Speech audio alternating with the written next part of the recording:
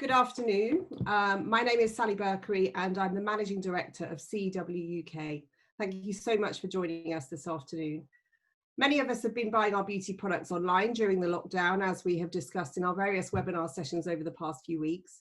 And last week finally saw the reopening of physical stores that have all had to adapt to the new guidelines. The pandemic has changed the rules of product trial, and when so much of beauty is about testing and feeling the products, we've been discussing with our partners how brands can sample safely to drive purchase and how this can work with the lack of testers.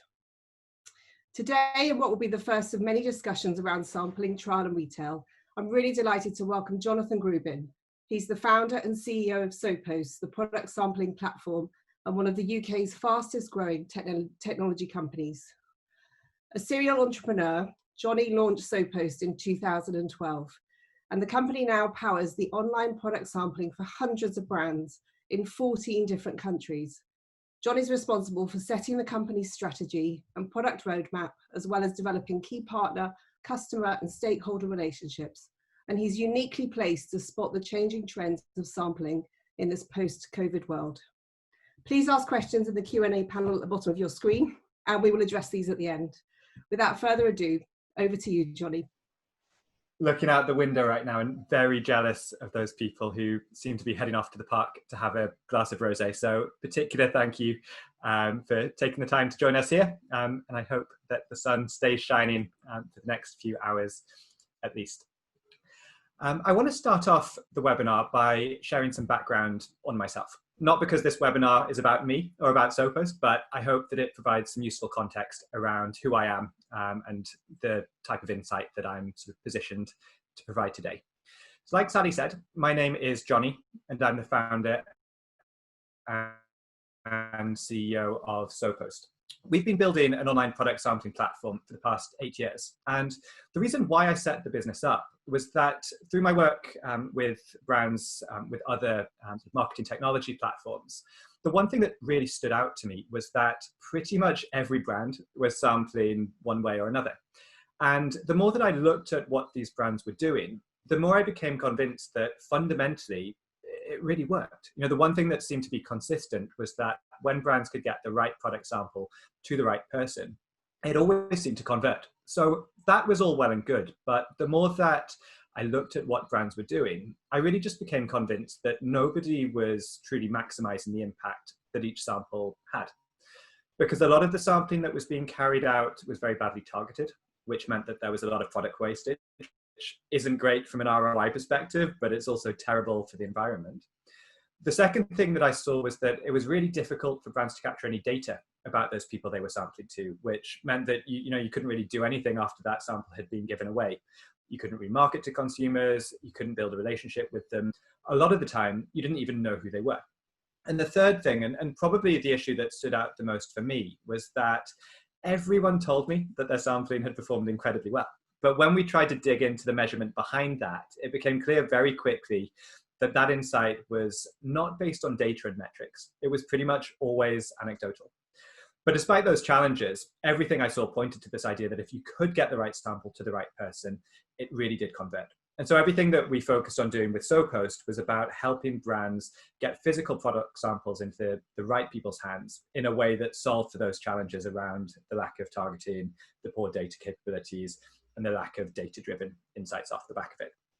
The other thing that we saw back in 2012, which has really been accelerated a lot in the past few months, was that it seemed to me like whether brands wanted to or not, you'd be forced to find new channels for sampling. And the reason for that, as we'll touch on later, is that many of the channels that sort of used traditionally for sampling were shrinking. If you think about retail footfall, if you think about events, if you think about magazine circulation, that world is not the same today as it was 10 years ago. And so it seemed to us like whether you wanted to or not, you'd be forced to find new channels for sampling. So that's a little bit about how we got here. We're now working with hundreds of brands and retailers, from major groups like L'Oreal and Estée Lauder through to small indie brands, to help them bring their sampling online. And over the past 3 months in particular, we've been witnessing firsthand the impact that COVID-19 is having on the beauty world.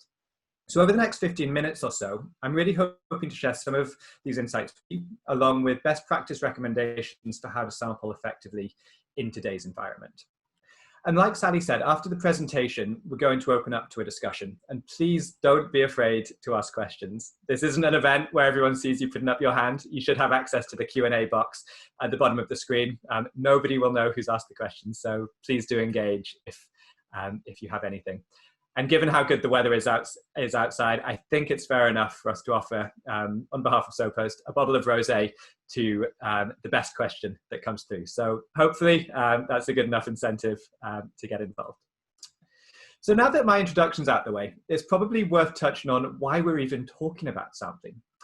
And the reason is actually pretty simple. It's a hugely important area of marketing for brands, particularly in beauty, but it's also been massively impacted by coronavirus. Sally and I were speaking just earlier, and she really touched on how different the experience is in store when you can't even pick up the bottle of fragrance. And whilst so many things are different today, sampling is an area that we've seen has been impacted perhaps more than any other area. And it's important to find solutions because ultimately sampling does work. These are just a few statistics about the impact that sampling has across all channels, not just online. And what's clear from this data, and indeed our own experience, is that sampling does work. We have some insights here, but from SoPost's own data, we often see that propensity to purchase is over 72% when sampling campaigns are done in a targeted way. And this third point from Harvard Business Review, that about 3/4 of people cite word of mouth as a main influencer when they go out to buy, is also incredibly important in the context of sampling. And it's important because samples don't just touch one person. The recommendations that a sample leads to and the reviews that are generated create a really powerful halo effect. That means that a sample doesn't impact just that one person. It resonates much wider than them. And so if you can get it right, the impact and the benefits and the effect that it has is really, really, really powerful. This is all well and good, but as I mentioned earlier, a noticeable impact of COVID-19 is that some of the main channels for sampling can't be used anymore. If we think about the channels that I'm sure all of you listening have traditionally used for sampling, it's primarily been based on retail, it's been based on print magazine, and to a large extent, events as well. And we all know that what's happened in the retail world, and what we've been seeing, but has accelerated recently, is a decline in print circulation. I'm not going to dig too much into print and events today, but just to touch on some of the challenges in retail, because I think it really does mirror what we've seen in other channels. It's really clear that we're not going back to business as usual anytime soon. Stores have obviously recently reopened, but footfall is down. And for people who are visiting brands in store, the challenge for the brand is the logistics of actually driving trial in that environment. Because no longer can you have a tester there that everybody can pick up, everybody can access. If brands have decided to sample at all, they're relying on single-use testers, often dispensed by a beauty advisor. And this is really a subpar experience for consumers. We know that it's not possible to deploy this at scale in an effective way. And what is very clear is that it massively negatively impacts the consumer experience, which obviously knocks on to their ability or willingness to purchase a product from you. We have here a statistic from some research that was carried out by NPD Group, for example, which suggests that almost 2/3, no, I can't count, almost just over 1/3 of consumers aren't prepared to wait to test a product. So we know that trial works, but clearly everything that we're seeing points to needing to find new ways to get samples out there. But the good news is that it's not all doom and gloom. Because whilst the in-store experience isn't the same at all, it's not like sales have halted completely. What we've seen and what many of our partners have reported to us is that sales are moving online in a massive way. And with that move to people buying online, we've seen a huge shift in the channels that brands are using for their sampling. After all, you can't smell the internet, and sampling is, if anything, even more important in today's environment when people are worried about finances and are perhaps making more considered purchase decisions. And so what we've seen there with purchases moving online, with people spending more time at home and on their phones, is a real shift for sampling to move online as well. To give you some insight into this, what we've seen from the brands that we work with is that taking June as a month, volumes of samples distributed online are up almost 60% compared to June last year.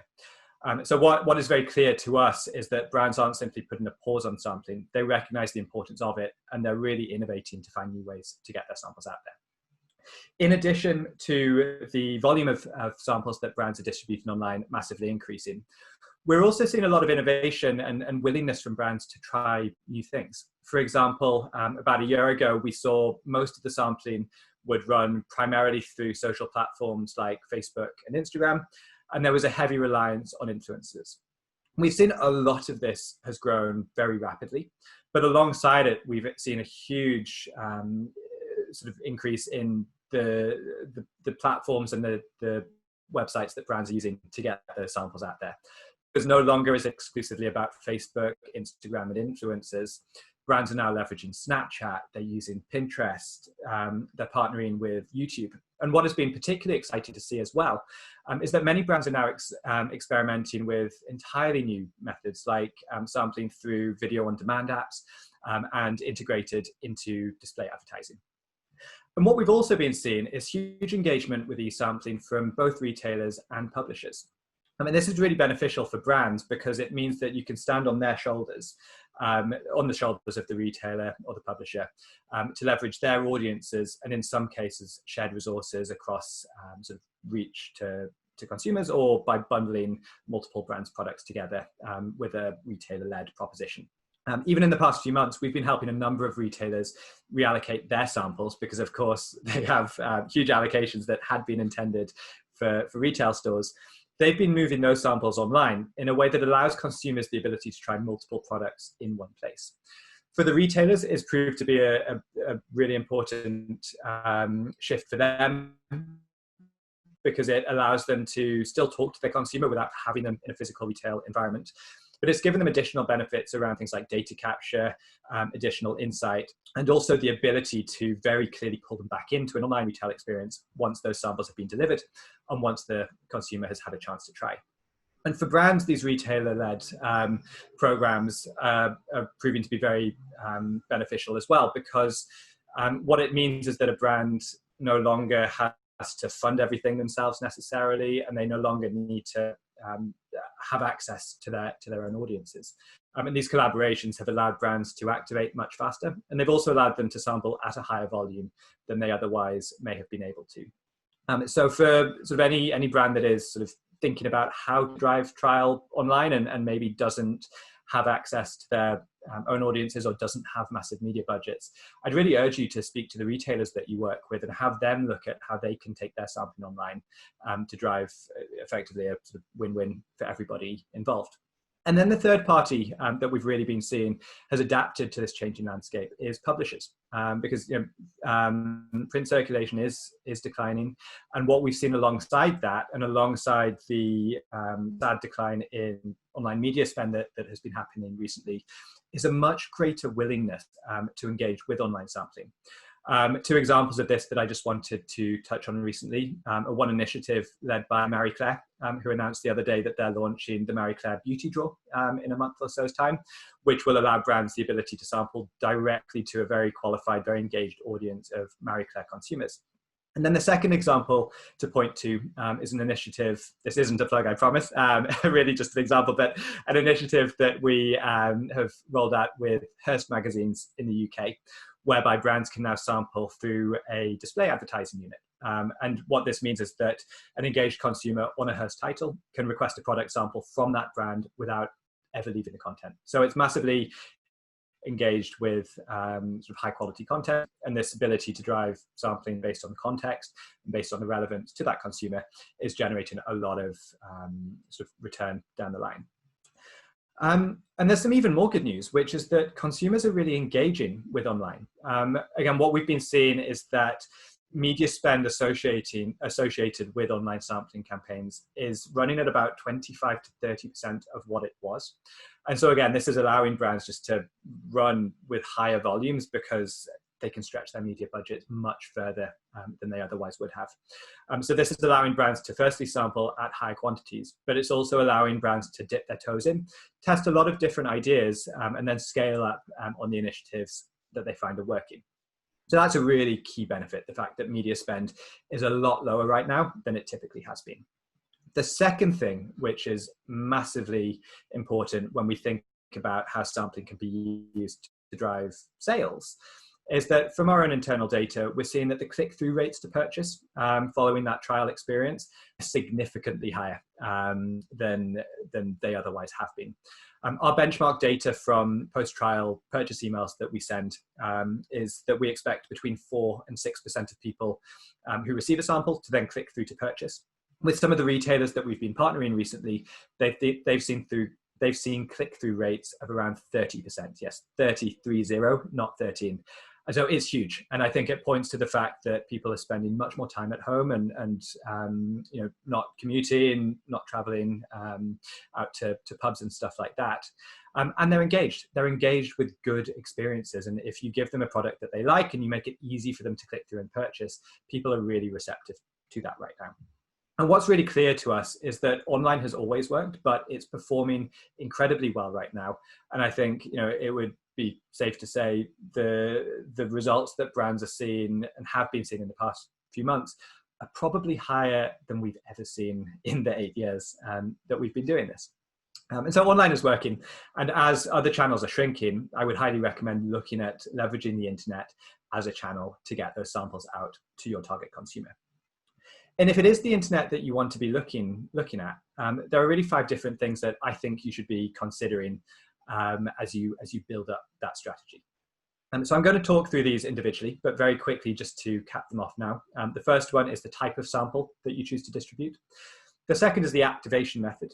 The third is how you actually deliver the product to that end consumer. Fourth is going about collecting feedback. And the fifth is related to re-engagement. And so number 1, sample type. As everyone's aware, there are so many different formats that samples come in. If we think about fragrance, it can be anything from a scented card through to a vial-on card through to a really deluxe sample. Our recommendation here is to take a mini format if it's available, and if the quantities, this is UK specific, but if the quantities that you're focused on are anywhere between 10 and 30,000 samples. It probably comes as no surprise to hear that a deluxe format engages much higher than something like a sachet or a scented card, but it does also come with additional costs on the fulfillment side. Our recommendation is that if you are sampling between 10 and 30,000 units, it makes sense to make that larger investment because of the greater engagement and conversion that you see. But when you start going above that, we would advise looking at a format such as a sachet. The key thing to consider, and again, this is specific to the UK, if you're looking at other markets, please do feel free to contact me afterwards and I can provide some wider insight into that. But the key thing in the UK, in order to ensure that your fulfillment prices are efficient, is that the total sorry, I can't speak today, must be the heat. The total pack depth of your sample is less than 25 millimeters. If you can keep it under 25 mils, it means that the sample can be sent as a large letter, and you should be able to keep your fulfillment costs down to somewhere between 70 pence and just over £1. Once you get larger than that, the rates really can begin to scale, which, whilst you still get some benefits from the sampling, from a direct sort of ROI perspective, it can be a lot harder to generate that return that you need. So that's the sample type. Along with sending the sample, it's probably worth mentioning that we'd recommend including an insert or bounce back card of some sort. Many partners are making it very clear that you can go to this website to purchase afterwards, and often they're including some sort of incentive to purchase, whether that's free delivery, a gift with purchase, or money off. So the next thing to consider is the activation method. And this is probably the most important thing. It's probably the thing that is overlooked the most, because if you're not careful, you'll find that it's really easy to give away a lot of samples online. After all, particularly in beauty, who doesn't want a product for free? What's a lot harder is to make sure that those samples are going to the right people. And this is where the channel that you use for your activation is critically important. Some platforms like Facebook and Instagram and solutions with other companies like Marie Claire and Hearst allow your sampling to effectively be locked down, which means that unless somebody has been targeted with that sample, it's impossible for them to engage with it. Other channels, for example, if you're using influencers or if you're sampling through your own website, allow those links to be shared. And that's not necessarily a bad thing, but you do need to be aware that it's likely that those links will end up being shared not just with people's friends and families, but also across websites where people are just looking for free stuff. And whilst there can be some benefit to these consumers, often you may very easily end up giving away a lot of product without seeing any return off the back of it, because those samples are just going to people who want a sample for free. So you really need to think about the activation method. If the goal is to drive sales, I'd highly advise looking at a closed experience like what Facebook and Hearst can offer. In absence of that, you should really look at how to filter your orders. Here at SoPost, we have some smart filtering technology, which allows us to review an order as soon as it has been placed, to then channel that order to the most appropriate experience. What that means is that for the campaigns that we're running, where people can access and share the links, we're filtering out between 40 and 50% of orders on average. You don't necessarily need to leverage that, but you do need to be looking at your data. And if you're partnering with an agency or an external fulfillment house, make sure that you're interrogating how that data has been collected and who those individuals are. Don't just accept that you've had 10,000 orders accepted and those 10,000 samples have been sent out. Look at where those people are, look at how many orders have been placed from single addresses, and look at if those people are coming back afterwards. Because if you're seeing low engagement, it doesn't necessarily mean that there's anything wrong with your product. It doesn't mean that your creative is off. It most likely means that the wrong type of individual has come and accessed the campaign. The third thing to talk about is delivery. And again, it's something that can often be looked over, but of course it's probably the most important thing, because you can do the most amazing job with your marketing, with your creative, but if that sample isn't delivered, or if it's delivered 3 weeks or 6 months late, it really diminishes the benefit that you're going to get. So here the advice is simple. Make sure that as soon as an order has been received and approved, you're sending that product out quickly. Best practice here is to ship on a daily basis. So an order that has been placed today, ideally you should be sending out the next day. We're quite lucky in the UK that it's a relatively small country. Even with some of the challenges that COVID-19 is presenting, Royal Mail is still proving to be quite resilient right now. So get stuff out quickly, use recycled packaging if you can, and ensure that with the sample that's sent, you have a very clear call to action, whether that's going to your website to purchase or leaving a review or something else. The fourth thing to touch on here is feedback, because one of the really nice things about being able to use the internet as a channel for sampling is that you no longer have kind of nothing happening. Once the sample has been delivered, you can actually talk to that person again. And so here the advice again is follow up within 14 to 21 days after the sample has been sent. We found that time period generates sort of the highest response rate. And really think about the kind of feedback that you want to be gathering. We found that many brands get a ton of value from collecting ratings and reviews that are then posted to their own websites, not only their websites, but also retailers. And we've seen some research that suggests that actually one negative review can do a better job of driving sales than having no product reviews as well. And so if you're sending out 10,000 samples and you're able to collect between 1,000 and 2,000 reviews off the back of that, you're able to get those reviews onto your site and onto the retailers that you're working with, you'll really see the impact of that through higher sales conversion off the other end. So gathering ratings and reviews can be really valuable, but equally often it's helpful to understand what other products people are buying, their propensity to purchase, whether they've already gone out to buy the product or not. And you really have a pretty incredible opportunity to collect good data there. Again, we have a ton of insights and best practice that we can share in more depth. If that is of interest to you, feel free to follow up with me. My email address is at the bottom here, and you can send me a tweet as well. And then the final thing, again, is really to re-engage. Particularly back when we started doing what we do, we found that brands would run some incredible sampling campaigns and they wouldn't do anything off the back of it. They wouldn't even send people an email to welcome them to their community. And the advice here is simple: re-engage. You can't have an effective sampling campaign that drives sales run as a silo. You need to consider it within the mix of your wider marketing strategy. So once you've run that campaign, don't just expect the sales to come through.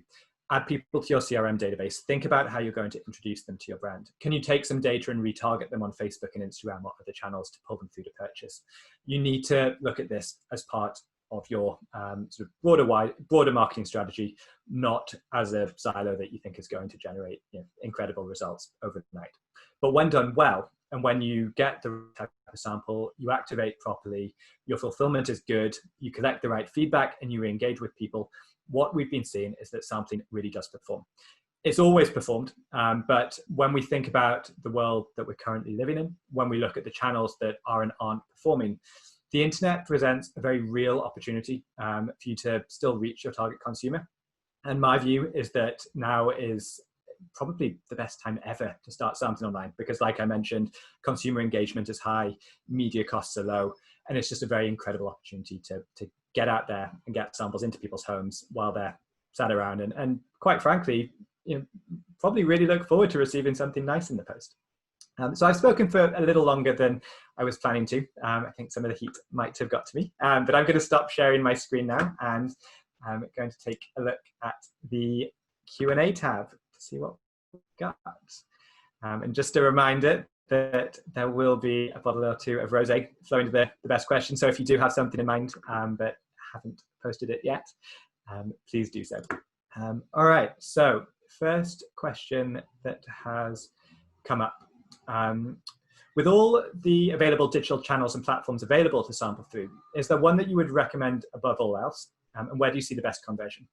So thank you for that question. It's a really good one. And firstly, the thing to mention really is that the channel that I would recommend will vary depending on what your goals for the campaign are. A lot of the time sampling is very much focused on driving sales, which is obviously incredibly important, but we do often find that brands have other goals as well, perhaps around generating brand awareness, capturing data, gathering ratings and reviews, or even for product feedback. So the guidance will vary slightly depending on what that goal is. In terms of driving conversion to sales, we see Facebook and Instagram running through lead ads probably converts better than anything else. But like I mentioned, where you are able to sort of recognize who is a good or a bad consumer,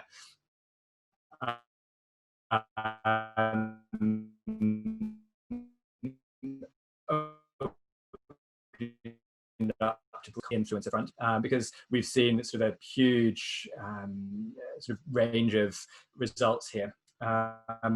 Firstly, we've actually found that many brands are using integrating sampling into their influencer campaigns, not just because of the benefits of the sampling, but also because it allows them to weed out sort of the bad influencers who are perhaps charging them lots of money for posts, but don't really have an engaged audience.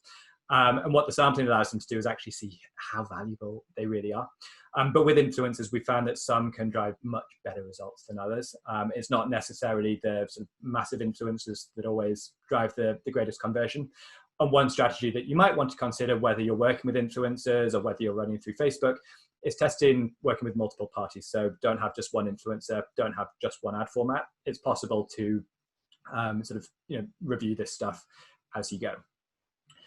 So the next question that we come through has come from Lydia. So thank you, Lydia. Do you have any insight on which formats within beauty are more engaged with, for example, skincare, body care, hair care, or masks? Again, that's a really interesting question. To be honest with you, within beauty itself, we've not seen too much variation. You probably won't be surprised to hear that we do see a big difference between beauty and food, as an example, and beauty is much more engaged. But within beauty, whether it's skincare or fragrance or body care, we don't really see too much of a difference in terms of the consumer engagement. On the brand side, what we do tend to see is that the volumes that brands are sampling with are higher when it's a fragrance. But with other SKUs like foundations, for example, we're now seeing that brands might have 50 or 60 different shades available so that they're really covering everybody. Just trying to think if there's anything else I can add to that. I think the only other thing I would say is that where we really see the difference in engagement is less across sort of category within beauty, and it's more about sort of awareness. So for example, a very well-known brand will often be able to sample with a lower media spend than a brand that does not have such high brand awareness. And this is why if you are a smaller brand or you do have smaller media budgets, it might be worth looking at how you could partner with a publisher or with a retailer in order to sort of solve for some of that challenge. We then have a question through from Jacqueline. Thank you, Jacqueline. Can you sample according to scare? I told you I can't speak today. Can you sample according to skin and hair types? And again, the answer to this one is yes. The ability to do so, again, can vary slightly channel by channel. If you're sampling within Facebook, for example, there are some limitations around what you're able to do within there. But whether you're sampling yourselves or whether you're working with a partner like SoPost, you should be able to have some pre-trial diagnostics in place. So one of the things that we offer to our partners is we have shade or SKU selectors. So where we're working with, for example, different foundations, we can take people through a multi-step process to find the shade that's right for them. If it's a skincare product or a hair care product, we can take people through a diagnostic tool. So if you're like me and you have thick, brown, curly hair, we can take people through a process to find the sample that's right for them. And again, for skin, if you have products that are specific for people with sensitive skin or acne or anything else, we can give people the ability to find the sample that is best for them. We have a question now from anonymous attendee. Thank you, anonymous attendee. Are you able to sample small glass vials? Yes, is the answer to that. Again, if you're sort of working with an external fulfillment partner, you should make sure that the packaging that they're using and the way that they pack the sample allows the product to be delivered in a way that isn't going to smash the glass. From our SoPost perspective, we do a lot of work with exactly that sample format, and we have various types of packaging that ensure that the sample can be delivered in a way that means that somebody can actually try it when it's being delivered. We then have a question from Laura, which is all about driving sales. So with regards to the Facebook and Instagram, sorry, really am losing my voice. With regards to the Facebook and Instagram lead ad sampling, how are you then able to measure the conversion rate to sale? Is it based on qualitative research only, or are you partnering with any retailers to share actual sales data? So there are a few different ways that we can measure conversion to sales there. So the first thing is that I touched on gathering feedback from people earlier. And this is a really powerful way to gather some qualitative insights into conversion to sales. For example, one of the questions that we ask people is how likely are you to purchase the product in the next 6 months, and then place people in one of 6 buckets from I've already purchased through to extremely likely, very likely, or not at all likely at the other end. That's obviously qualitative data, but we think it does provide at least some good insight into sort of how people have engaged with the product.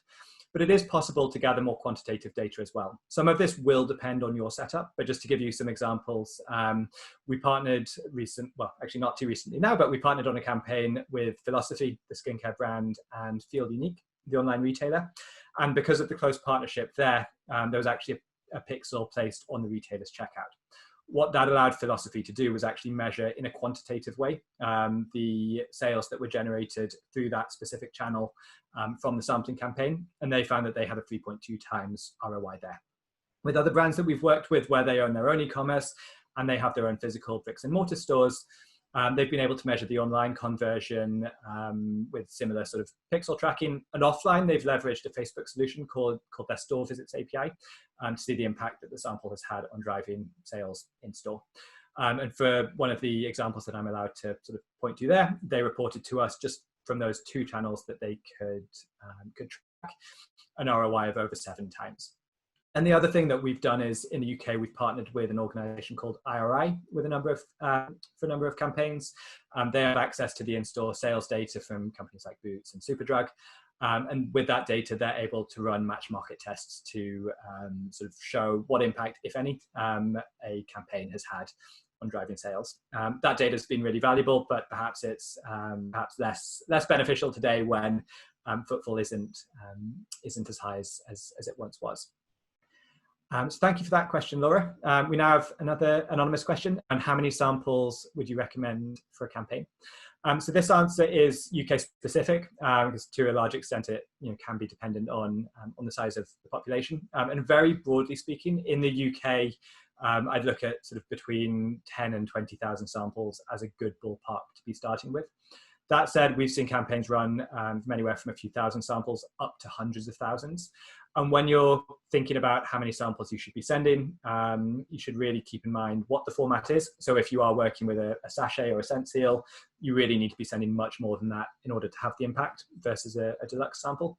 And you also need to think about what you're looking to do as well. You know, if you want to be driving massive brand awareness, or you're looking to capture a ton of opt-in data, obviously you're going to need to have sort of sufficient quantity to allow that to happen. The other thing just to mention quickly is that as the sort of number of samples you're sending does grow, you're able to get a lot of cost efficiencies on that side, not only from the technology perspective, but also when you look at fulfillment. And 10,000 feels to us to be a good sort of level that allows brands to test the water, but also benefit from a lot of those cost efficiencies that are available. Wow, there are lots of questions coming through. So I think we probably have time for one or two more. If we don't get through all of them, I will follow up with you afterwards. I think I'm being told this time just for one last one. So let me see. Sorry, it's hard to pick. Cool. Let's take this one from Daniel, because I think it talks a little bit about where sampling might go from here. And the question is, have you done any successful sampling campaigns using TikTok? As we're hearing more and more about TikTok as a growing platform, I'm curious to know how we could use that success to drive sampling and get products into our customers' hands. So thank you for that question, Daniel. The answer from our side is that we've actually not done anything on TikTok yet. We've had a lot of interest from brands looking to do that. And really to us, it feels like where Snapchat was a few years ago. And if Snapchat is anything to go by, I'm sure that once TikTok has opened up as a channel for sampling, we're really going to see it convert very well.